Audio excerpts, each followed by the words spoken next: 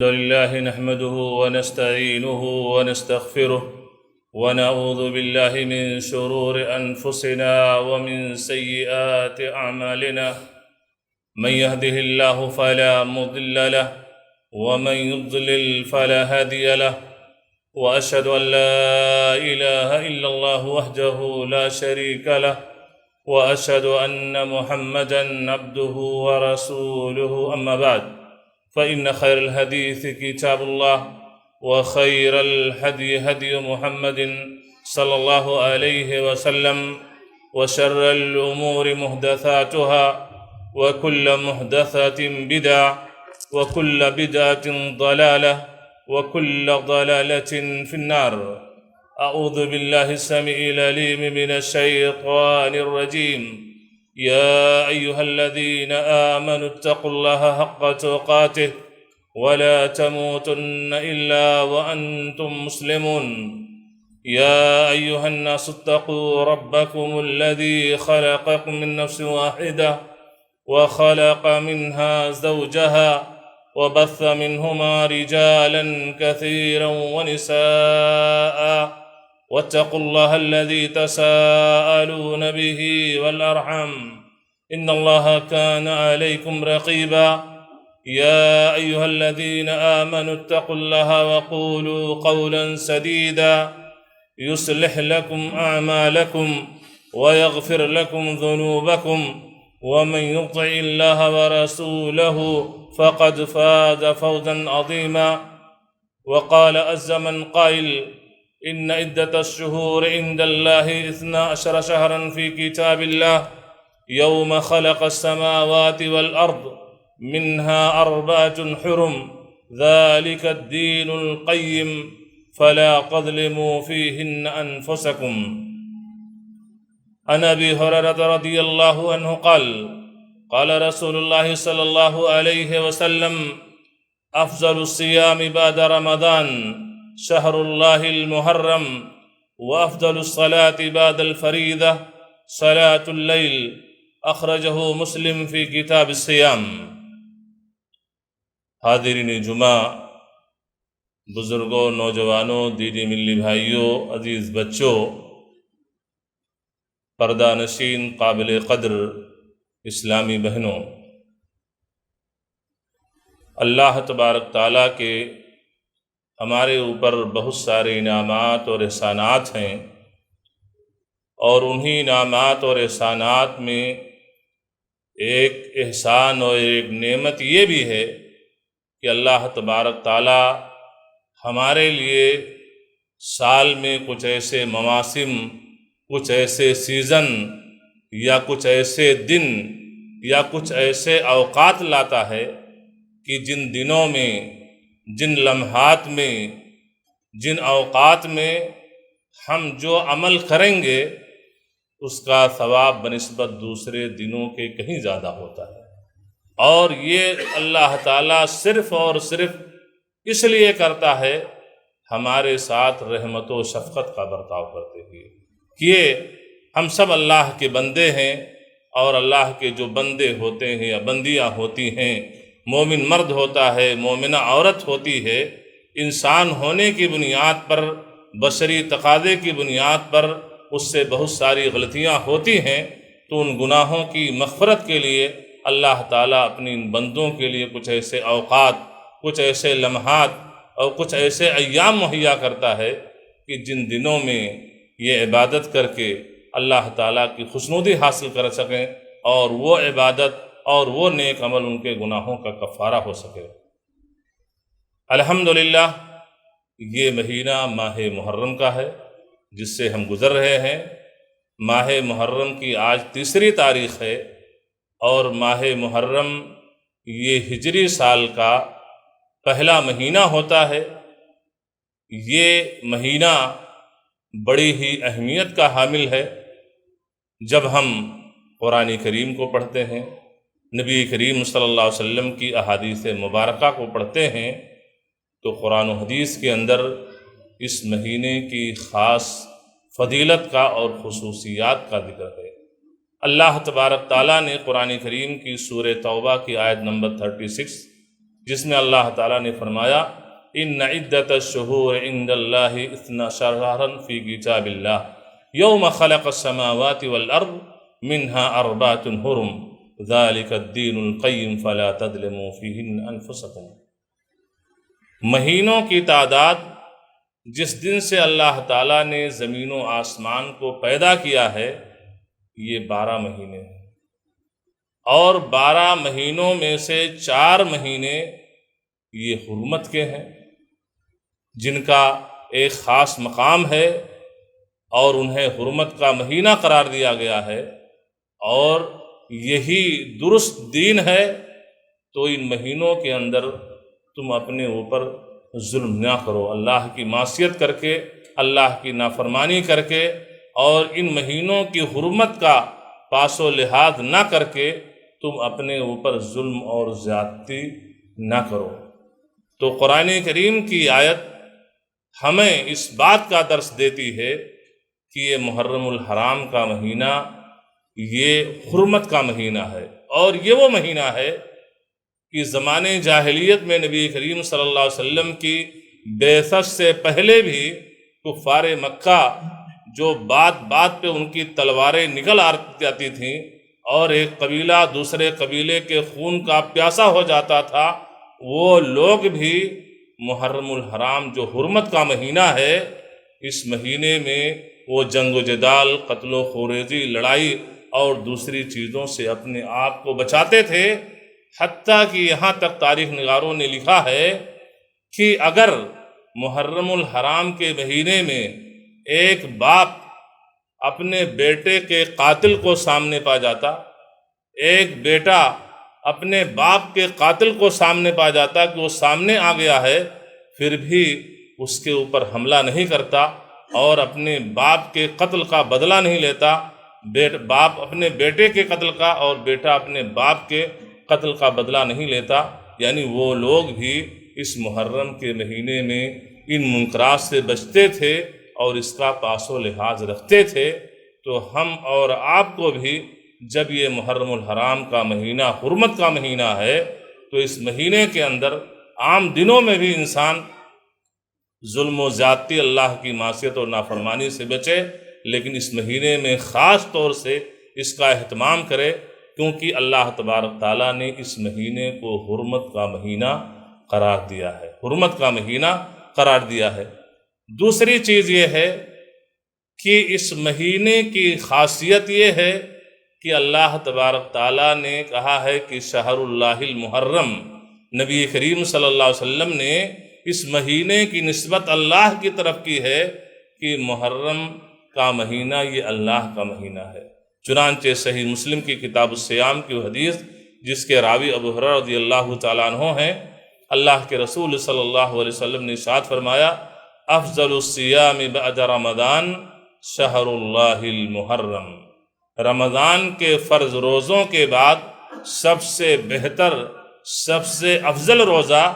یہ اللہ کے مہینے محرم کا ہے۔ تو اس مہینے کی خاصیت اور فضیلت یہ بھی ہے کہ زمین و آسمان کے رب کا مہینہ اللہ کے رسول صلی اللہ علیہ وسلم نے قرار دیا ہے۔ تمام مہینوں کا، تمام کائنات کا خالق مالک سب اللہ ہے، لیکن نسبت جو اس مہینے کی اللہ کی طرف کی ہے، تو اس حدیث کے اس ٹکڑے سے بھی ماہ محرم کی فضیلت اور اہمیت کا پتہ چلتا ہے۔ یہ جس مسجد میں ہم نماز پڑھ رہے ہیں یہ تمام مسجدیں اللہ کا گھر ہیں، لیکن آپ جب حج عمرہ کے لیے جاتے ہیں، خانہ کعبہ کا طواف کرتے ہیں، اس کو کیا کہا جاتا ہے؟ بیت اللہ، اللہ کا گھر۔ اللہ کی طرف نسبت اس گھر کی گئی ہے، یعنی اس خانہ کعبہ کی اہمیت، اس کا مقام اور اس کا مرتبہ بنسبت دنیا کی ساری مسجدوں کے کہیں زیادہ ہے، کیونکہ اس کی نسبت اللہ کی طرف کی گئی ہے، ورنہ تمام مسجدیں اللہ کا گھر ہیں۔ تو ایسے جب اس محرم کی نسبت اللہ کی طرف کی گئی کہ محرم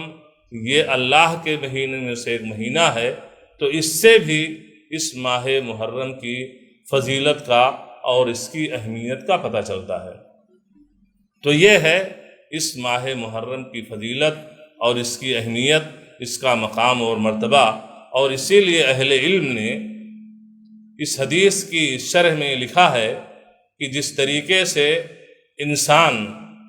کبھی ایسا ہوتا ہے کہ کسی وقت میں انسان نیکی کرتا ہے، نیکی کا ثواب زیادہ ملتا ہے، ایسے انسان کو اس ایسے اوقات ہوتے ہیں جن اوقات میں گناہ کرتا ہے تو وہ گناہ دوسرے دنوں کے مقابل میں زیادہ سنگین ہوتا ہے۔ ایک گناہ آپ محرم کے علاوہ مہینوں میں کریں، اور وہی گناہ اگر آپ اس محرم کے اندر کرتے ہیں جو حرمت کا مہینہ ہے، تو وہ گناہ اور اس کا جرم سنگین ہوگا بنسبت دوسرے مہینوں کے۔ اسی طریقے اس مہینے میں اگر آپ نفلی روزہ رکھتے ہیں، عام دنوں میں نفلی روزہ رکھیں تو اس کا ثواب اور ہے، لیکن اس مہینے میں جو نفلی روزہ یا جو نیک عمل کریں گے اس کا ثواب بھی بنسبت دوسرے مہینوں کے زیادہ ہوگا۔ تو اس لیے ہمیں اس ماہ محرم کی حرمت کا خیال کرنا چاہیے، اور ہماری ہر ممکن کوشش ہونی چاہیے کہ اس مہینے کی حرمت کا خیال کرتے ہوئے ہم ہر وہ کام کرنے کی کوشش کریں جو اللہ کی خوشنودی کا سبب بنے، اور ان تمام منکرات سے ہم بچنے کی کوشش کریں جو اللہ کی معصیت اور نافرمانی جس سے لازم آئے، اور وہ عمل اللہ کی ناراضگی کا سبب بنے، ان تمام اعمال سے ہمیں بچنا چاہیے۔ اس ماہ محرم میں کسی خاص عمل کا اہتمام اگر ملتا ہے تو وہ عاشورہ کے روزے کا ہے۔ صحیح مسلم کتاب الصیام، اللہ کے رسول صلی اللہ علیہ وسلم سے جب یوم عاشورہ 10ویں محرم کے روزے کے بارے میں پوچھا گیا تو اللہ کے رسول صلی اللہ علیہ وسلم نے فرمایا احتسب علی اللہ ان یکفر السنہ التی قبلہ، اور دوسری روایت ہے صیام یوم عاشورہ یکفر السنہ الماضیہ، کہ اللہ تعالیٰ کی ذات سے مجھے امید ہے کہ عاشورہ کا روزہ یہ پچھلے 1 سال کے گناہوں کا کفارہ ہوگا، پچھلے 1 سال کے گناہوں کا کفارہ ہوگا۔ اما عائشہ رضی اللہ تعالیٰ عنہ 10ویں محرم کے روزے کے بارے میں بیان فرماتی ہیں کہ زمانے جاہلیت میں اسلام کی آمد سے پہلے اہل مکہ یہ اس 10ویں محرم کا روزہ وہ بھی رکھا کرتے تھے۔ اللہ کے رسول صلی اللہ علیہ وسلم، جیسا کہ صحیح بخاری کی وہ صحیح حدیث کہ جب اللہ کے رسول صلی اللہ علیہ وسلم مدینہ ہجرت کر کے گئے تو اللہ کے رسول صلی اللہ علیہ وسلم نے دیکھا کہ یہود یہ 10ویں محرم کو روزہ رکھتے ہیں، تو اللہ کے رسول صلی اللہ علیہ وسلم نے پوچھا ما ھذا، یہ کیا چیز ہے؟ قالوا، انہوں نے کہا کہ ھذا یوم صالح، کہ یہ نیک دن ہے، نج اللہ بنی اسرائیل من عدوہ، کہ یہ وہ دن ہے اس دن موسیٰ علیہ السلام کو اللہ تبارک تعالیٰ نے اس کے دشمن فرعون سے نجات دی تھی۔ یعنی اس خوشی میں یہ یہود یہ 10ویں محرم کا روزہ رکھتے ہیں۔ تو اللہ کے رسول صلی اللہ علیہ وسلم نے فرمایا نحن احق بموسیٰ منکم فصامہ وامر باصحابہ او کما قال النبی صلی اللہ علیہ وسلم۔ تو اللہ کے رسول صلی اللہ علیہ وسلم نے کہا کہ ہم زیادہ حق رکھتے ہیں، موسیٰ علیہ السلام سے ہم زیادہ قریب ہیں، کہ موسیٰ علیہ السلام نبی و رسولوں کی فہرست میں ہیں تو ہم ان سے زیادہ قربت رکھتے ہیں، اس لیے اللہ کے رسول صلی اللہ علیہ وسلم نے خود روزہ رکھا اور صحابہ کرام کو روزہ رکھنے کا حکم بھی دیا۔ جب یہ روزہ رکھا گیا، بعد میں دوسری روایت جس میں صحابہ کرام نے اللہ کے رسول صلی اللہ علیہ وسلم سے کہا کہ اے اللہ کے رسول صلی اللہ علیہ وسلم، ہمیں آپ 10ویں محرم کو روزہ رکھنے کا حکم دیتے ہیں، جبکہ معاملہ یہ ہے کہ ھذا یوم تعظمہ الیہود والنصارى، کہ یہ وہ دن ہے جس کی تعظیم یہود و نصارہ کرتے ہیں، اور اس دن کی ان کے یہاں ایک خاص اہمیت اور مقام اور مرتبہ ہے۔ کہنے کا مطلب صحابہ کرام کا تھا کہ عام معاملات میں، عام چیزوں میں آپ ہمیں یہود و نصارہ کی مخالفت کا حکم دیتے ہیں کہ ان کے اپوزٹ کام کیا کرو، لیکن یہاں تو وہی کام ہو رہا ہے جو وہ کر رہے ہیں، یعنی 10ویں محرم کو بھی روزہ رکھتے ہیں اور ہم لوگوں کو بھی 10ویں محرم کو آپ نے روزہ رکھنے کا حکم دیا ہے۔ یعنی صحابہ کرام کے دل و دماغ میں ایک قسم کا سوال آیا، ایک ڈاؤٹ پیدا ہوا، تو انہوں نے اس ڈاؤٹ کو دور کرنے کے لیے، اس اشکال کو دور کرنے کے لیے اللہ کے رسول صلی اللہ علیہ وسلم کے سامنے یہ معاملہ رکھا۔ تو اللہ کے رسول صلی اللہ علیہ وسلم نے فرمایا فَإِذَا كَانَ الْعَامُ الْمُقْبِلُ سُمْنَ التَّاسِعِ وفی روایہ لَإِن بَقِيتُ إِلَىٰ قَابِلٍ لَأَصُومَنَّ التَّاسِعِ، آئندہ سال آیا، آئندہ سال اگر رہا تو یہ ہے کہ 9ویں محرم کو روزہ رکھوں گا۔ تو معلوم یہ ہوا کہ اس مہینے میں انسان کو نفلی روزے کا اہتمام کرنا چاہیے، کیونکہ اللہ کے رسول صلی اللہ علیہ وسلم نے فرمایا کہ افضل الصیام بعد رمضان شہر اللہ المحرم، رمضان کے فرض روزوں کے بعد سب سے بہتر روزہ اللہ کے مہینے محرم کا ہے۔ تو محرم میں نفلی روزے کا انسان کو زیادہ اہتمام کرنا چاہیے، اور خاص طور سے ایک انسان کو 9ویں اور 10ویں محرم کا روزہ رکھنا چاہیے، اور یہ نفل روزہ ہے، اگر اس کو آپ رکھتے ہیں تو پچھلے 1 سال کے گناہوں کا یہ روزہ کفارہ ہو جائے گا، یہ فضیلت آپ کو ملے گی، یہ اجر و ثواب حاصل ہوگا۔ لیکن اگر آپ نہ رکھ سکے تو آپ گنہگار نہیں ہوں گے، اس فضل اور اس ثواب سے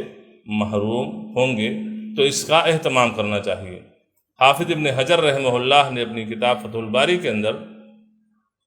اس روزے کے 3 مراتب کو ذکر کیا ہے، ایسے امام ابن القیم رحمہ اللہ نے اس کے 3 مراتب ذکر کیے ہیں عاشورہ کے روزے کے۔ ایک تو یہ ہے کہ 9ویں، 10ویں، 11ویں تینوں دن کا روزہ رکھا جائے۔ دوسرا درجہ یہ ہے کہ 9ویں اور 10ویں محرم کو روزہ رکھا جائے، اور تیسرا یہ ہے کہ صرف 10ویں محرم کا۔ لیکن اکثر روایات، زیادہ روایتیں جو ہیں وہ یہ ہیں کہ 9ویں 10ویں محرم کو، جیسا کہ اللہ کے رسول صلی اللہ علیہ وسلم سے جب کہا گیا کہ وہ دن ہے جس دن کی تعظیم یہود و نصارہ کرتے ہیں، تو اللہ کے رسول صلی اللہ علیہ وسلم نے فرمایا کہ اگر میں آئندہ سال باقی رہا تو 9ویں محرم کو روزہ رکھوں گا۔ اس طریقے سے اور دوسری روایتوں کی روشنی میں اہل علم نے کہا ہے کہ 9ویں اور 10ویں محرم کو یہ عاشورہ کا روزہ رکھا جائے، تاکہ یہ فضیلت حاصل ہو سکے، اور اسی طریقے سے یہود و نصارہ کی مخالفت بھی ہو سکے، کیونکہ وہ صرف 10ویں محرم کو روزہ رکھتے تھے، اور جب ہم ایک دن پہلے رکھیں گے تو ان کی مخالفت بھی ہو جائے گی۔ اس طریقے سے اس حدیث پر عمل ہو جائے گا۔ تو 9ویں اور 10ویں محرم کو روزہ رکھا جائے۔ 9ویں 10ویں محرم ہمارے یہاں کی تقویم کے حساب سے یہ جمعرات اور جمعرات کو 9 محرم اور 10ویں محرم کو یہ جمعہ پڑتا ہے۔ اب ایک اشکال ایک انسان کے ذہن میں آ سکتا ہے کہ اللہ کے رسول صلی اللہ علیہ وسلم نے جمعہ کے دن خاص طور سے روزہ رکھنے سے منع فرمایا ہے، اور یہاں پر ہم جمعہ کے دن روزہ رکھ رہے ہیں۔ اس کا جواب یہ ہے کہ چونکہ اس سے پہلے آپ 9 تاریخ کو بھی روزہ رکھ رہے ہیں، اور یہ عاشورہ کا روزہ اسی دن پڑ رہا ہے، عرفہ کا روزہ اسی دن پڑ جائے، تو ایسی صورت میں اس روزے کے رکھنے میں کوئی حرج نہیں ہے۔ ہاں یہ ہے کہ عام نفلی روزہ اللہ کی خوشنودی کے لیے آپ نے رکھنا چاہا، اور آپ نے کہا ہم جمعہ کو نفلی روزہ رکھیں گے،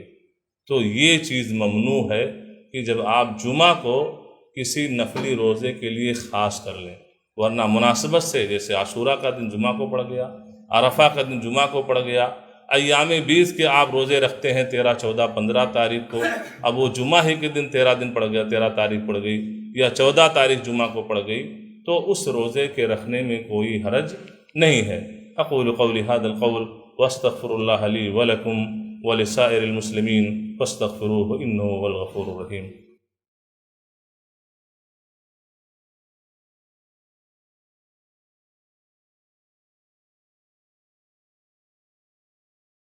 الحمد للہ نحمده ونستعینه ونستغفره ونعوذ باللہ من شرور انفسنا ومن سیئات اعمالنا، من يهده الله فلا مضل له ومن يضلل فلا هادي له، وأشهد أن لا إله إلا الله وحده لا شريك له، وأشهد أن محمدا عبده ورسوله، أما بعد۔ معزز سامعین، خطبہ اولیٰ میں آپ کے سامنے ماہ محرم کی عظمت، فضیلت، اس کا مقام اور مرتبہ، اور اس ماہ محرم میں جو مسنون عمل ہے جسے ایک انسان کو کرنا چاہیے کتاب و سنت کے حوالے سے، وہ چیزیں آپ کے گوشے گزار کی گئیں۔ اللہ تعالی ہم تمام کو اس کے کرنے کی اور برتنے کی توفیق عطا فرما۔ خطبہ ثانیہ میں چند وہ بدعات یا چند وہ غیر مسنون چیزیں جو اس ماہ محرم میں ہمارے بعض بھائی یا بعض بہنیں یہ اجر و ثواب کی نیت سے کرتی ہیں یا کرتے ہیں، جبکہ وہ تمام چیزیں کتاب و سنت کے سراسر مخالف ہیں، اور یہ قاعدہ اور یہ اصول ہے ایک مومن کے لیے کہ ہر وہ چیز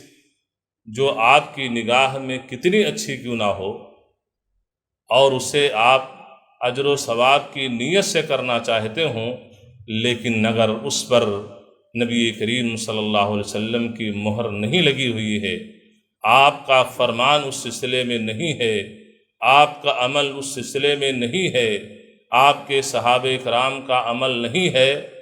تو وہ چیز مردود ہوگی، وہ اللہ کے ہاں قابل قبول نہیں ہوگی۔ اسی لیے اماں عائشہ رضی اللہ تعالیٰ عنہ کی وہ حدیث جس میں اماں عائشہ رضی اللہ تعالیٰ عنہ روایت کرتی ہیں کہ اللہ کے رسول صلی اللہ علیہ وسلم نے ارشاد فرمایا، من عمل عملا لیس علیہ امرنا فہو رد، رواہ مسلم، کہ جس نے کوئی ایسا عمل کیا جس پر ہمارا حکم نہیں ہے، جس کی ہم نے ویریفائڈ نہیں کی ہے، اللہ کے رسول صلی اللہ علیہ وسلم فرماتے ہیں کہ اس چیز کے کرنے پر ہم نے کوئی حکم نہیں دیا ہے، ہم نے اس کی ویریفائڈ نہیں کی ہے، فہو رد، تو ایسے انسان کا وہ عمل مردود ہے۔ ان غیر مسنون اعمال میں سے شہادت حسین رضی اللہ تعالیٰ عنہ پر نوحہ ماتم کرنا، صحیح بخاری کی وہ حدیث جسے امام بخاری رحمہ اللہ نے کتاب الجنائز میں ذکر کیا ہے، اللہ کے رسول صلی اللہ علیہ وسلم نے فرمایا، لیس منا من لطم الخدود وشق الجیوب ودعا بدعوى الجاہلیہ، ایسا انسان ہم میں سے نہیں ہے، ہمارے طریقے پہ چلنے والا نہیں ہے جو اپنے رخسار پیٹے اور اپنے گریبان کو چاک کرے اور جاہلیت کی پکار لگائے۔ تو یہ نوحہ ماتم جو اس مناسبت سے کیا جاتا ہے 10 محرم کو، ظاہر سی بات ہے کہ اللہ کے رسول صلی اللہ علیہ وسلم نے اس عمل سے منع کیا ہے۔ دوسری حدیث جو صحیح مسلم ہی کی، صحیح بخاری ہی کی ہے، کہ جس کے اندر یہ ہے کہ ایک خاتون جو اللہ پر یوم آخرت پر ایمان رکھتی ہو، اس کے لیے کسی انسان کے مرنے پر 3 دن سے زیادہ سوگ منانے کا حق اس کو حاصل نہیں ہے، الا یہ کہ کسی خاتون کا شوہر مر جائے تو عدت کے طور پر، سوگ کے طور پر وہ 4 مہینہ 10 دن عدت گزارے گی۔ تو معلوم ہوا کہ کسی بھی انسان کے مرنے پر 3 دن سے زیادہ سوگ اور ماتم نہیں منایا جا سکتا ہے۔ ظاہر سی بات ہے شہادت حسین کو رضی اللہ تعالیٰ عنہ کو اللہ تعالیٰ مغفرت فرمائے، غریق رحمت کرے۔ صدیاں گزر چکی، اور اگر صحابہ کرام کی شہادت پر اگر اس قسم کے نوحہ ماتم کا کرنا جائز ہوتا تو اس سے پہلے عمر بن خطاب رضی اللہ تعالیٰ عنہ جو خلفائے راشدین میں سے ہیں، اور اللہ کے رسول صلی اللہ علیہ وسلم نے انہیں بھی جنت کی بشارت دی تھی، اسی طریقے سے ماریہ قبطیہ وہ بھی اسی محرم کے مہینے میں وفات پاتی ہیں، اور بہت سے صحابہ کرام، لیکن ان کے مرنے کے بعد، شہادت کے بعد یا طبعی موت کے بعد کبھی ایسی چیز نہیں آئی کہ یہ ہے کہ ان کی وفات پر اس طریقے سے یہ چیز کی جائے۔ تو ظاہر سی بات ہے یہ غیر مسنون عمل ہے جس سے انسان کو بچنا چاہیے۔ اسی طریقے سے بعض موضوع اور من گڑت حدیثیں، ان حدیثوں میں سے یہ بھی کہ من وسع علی عیالہ یوم عاشورہ وسع اللہ علیہ سائر السنہ، کہ جو انسان اپنے بیوی بچوں پر عاشورہ کے دن یعنی 10ویں محرم کے دن دل کھول کے خرچ کرتا ہے، اللہ تعالیٰ اسے اس کے اوپر پورے سال دل کھول کر کے اللہ تعالیٰ خرچ کرے گا۔ یعنی جیسا چاہو ویسا اپنے بیوی بچوں پر اپنا جیب خالی کر دو، اور یہ ہے کہ اگر ایسا آپ نے کیا تو پورے سال اللہ تبارک تعالیٰ آپ کے لیے اللہ تعالیٰ دل خور کر کے آپ کے اوپر اللہ تعالیٰ خرچ کرے گا، یعنی مال میں برکت ہوگی۔ تو اس بنیاد پر بھی بعض لوگوں کا یہ عمل ہوتا ہے، جبکہ یہ حدیث صحیح طور پر نبی کریم صلی اللہ علیہ وسلم سے ثابت نہیں ہے۔ اسی طریقے سے یوم عاشوراء 10ویں محرم کو خاص طور سے غسل کا اہتمام کیا جائے، اس تعلق سے بھی بعض لوگ وہ موضوع اور منظورت حدیث پیش کرتے ہیں کہ جو انسان عاشوراء کے دن غسل کر لے یہ پورے سال تمام قسم کی بیماریوں سے محفوظ رہے گا۔ بعض لوگ آنکھوں میں سرما لگانے کا اور دیگر چیزوں کا اہتمام کہ اگر 10ویں محرم کو یہ عمل کیا جائے تو پورے سال انسان آنکھ کی بیماری سے محفوظ رہے گا۔ اسی طریقے سے کھچڑا اور سبیل اور کیا کیا چیزیں جو ہم اور آپ دیکھتے رہتے ہیں، اور یہ پوری 10ویں محرم 10 محرم تک ہر سال ہر رات میں راتوں کو جاگنا، لمبی لمبی تقریریں کرنا اور کیا کیا چیزیں بیان کرنا، ظاہر سی بات ہے یہ سب عمل یہ غیر مسنون ہے۔ اگر ان کے کرنے کا اور ان چیزوں کے کرنے پر کوئی اجر و ثواب ہوتا تو نبی کریم صلی اللہ علیہ وسلم جو ہم سب کے نبی، ہمارے قائد، ہمارے رہبر، ساری کائنات کے لیے تا قیامت آپ نبی بنا کے بھیجے گئے، اور یہ نبی کریم صلی اللہ علیہ وسلم کا دعوتی مشن تھا کہ اللہ کے رسول صلی اللہ علیہ وسلم کی وفات اس وقت ہوئی کہ جب اللہ کے رسول صلی اللہ علیہ وسلم نے اپنے امتیوں کو ہر وہ چیز جس کے کرنے میں خیر تھا، بھلائی تھی، ان تمام کی رہنمائی فرما چکے، اور جس چیز کے کرنے میں شر تھا، فساد تھا، ان تمام چیزوں سے اللہ کے رسول منع کر چکے۔ تب اللہ تبارک تعالیٰ نے نبی کریم صلی اللہ علیہ وسلم کو وفات دے دی، اور اس طریقے سے نبی کریم صلی اللہ علیہ وسلم ہم سے اور ساری کائنات سے، اس دنیا سے رخصت ہو گئے۔ تو اگر ان اعمال کے کرنے پر کوئی اجر و ثواب ہوتا تو حدیث کی کتابوں میں وہ چیزیں موجود ہوتی۔ اللہ کے رسول صلی اللہ علیہ وسلم کے انتقال فرما جانے کے بعد صحابہ کرام جو خیر القرون کا دور تھا، تابعین کا، تبع تابعین کا، یہ تمام لوگ ان چیزوں کو کیے ہوتے تو اگر یہ چیزیں اس وقت میں دین نہیں تھیں تو آج 14 صدی گزرنے کے بعد اگر یہ چیز کی جا رہی ہیں تو یہ چیز دین کا حصہ نہیں ہو سکتی ہیں، کیونکہ یہ قرون مفضلہ میں یہ چیزیں نہیں تھیں۔ اور اس سلسلے میں امام مالک رحمہ اللہ کا وہ قول جسے امام شاطبی رحمہ اللہ نے کتاب الاعتصام کے اندر ذکر کیا ہے، من ابتدع بدعا وراء حسنا فقد زعم بأن رسول صلی اللہ علیہ وسلم قد خان الرسالہ، جس نے دین کے اندر کوئی نئی چیز ایجاد کی ہو اور اسے نیکی سمجھ کے کر رہا ہو کہ اس کے کرنے پر ہمیں اجر و ثواب ملے گا، تو ایسا انسان نعوذ باللہ نبی کریم صلی اللہ علیہ وسلم پر خیانت کی تہمت لگا رہا ہے کہ نبی کریم صلی اللہ علیہ وسلم نے یہ کام خیر کا تھا، ثواب کا تھا، لیکن نبی کریم صلی اللہ علیہ وسلم نے نعوذ باللہ ثم نعوذ باللہ، اللہ کی پناہ، اس چیز کو اپنے امتیوں سے چھپا دیا، اور بغیر اس کو بتائے ہوئے نبی کریم صلی اللہ علیہ وسلم اس دنیا سے رخصت ہو گئے۔ تو بہرحال یہ بہت بڑی افتراء پردازی ہے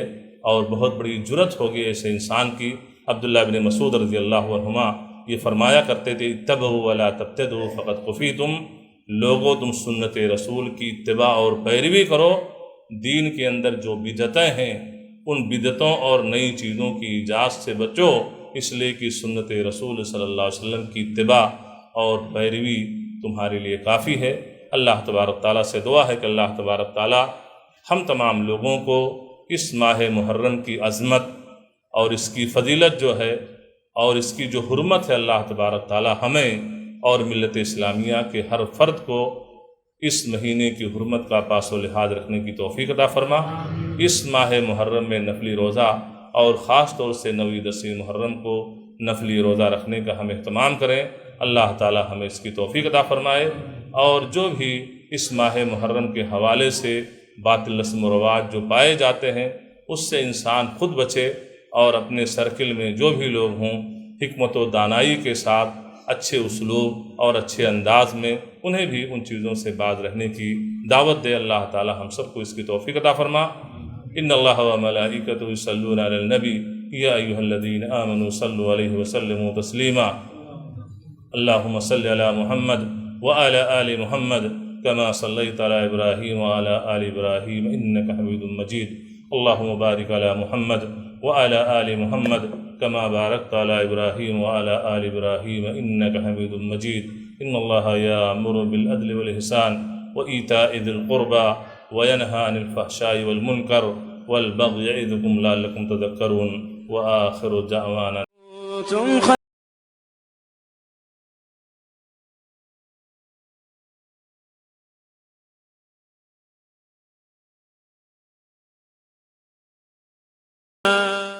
دارالخیر فاؤنڈیشن، آئیے ہمارے ساتھ جڑیں اور خیر کو عام کریں۔